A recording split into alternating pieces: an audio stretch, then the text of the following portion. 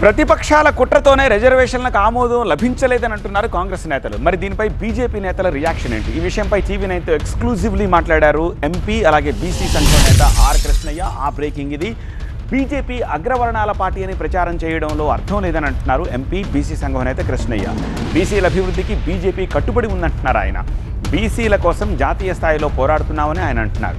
76 ఏళ్లలో ఎప్పుడూ కులగణనకు ఒప్పుకోలేదంటున్నారు. దేశంలో ఉన్నత స్థానాల్లో అగ్రకులాల వారు ఎవరున్నారని ఆయన ప్రశ్నించారు ఆర్ కృష్ణయ్య.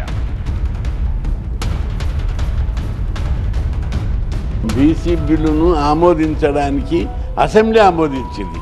రాష్ట్ర ప్రభుత్వానికి అధికారాలు ఉన్నాయి. అది ప్రాసెస్ ఉన్నది. బీజేపీ ప్రభుత్వం దీని మీద చర్య తీసుకోవాలంటే నేషనల్ పాలసీ కావాలి. దాని మీద మేమందరం పోరాడుతున్నాం. నేషనల్ లెవెల్లో పార్లమెంట్లో బీసీ బిల్లు పెట్టాలి, చట్టసభలో రిజర్వేషన్లు పెట్టాలని చెప్పి కొట్లాడుతున్నాం. అందులో భాగంగానే ప్రధానమంత్రి గతంలో 76 ఏళ్లలో ఏ పార్టీ ఏ ప్రభుత్వం కులగణనకు ఆర్డర్ ఇవ్వలేదు. మోడీ గారు అమిత్ షా గారు స్వయంగా జోక్యం చేసుకొని వాళ్ళు కులగణనకు ఆర్డర్ ఇచ్చాడు.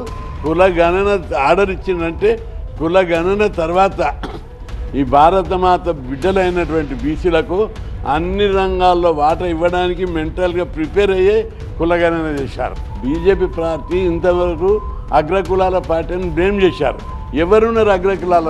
అగ్రకులాలందరూ జనరల్ బెట్ట జాగాలో పార్టీ పదవులు ఉన్నారు.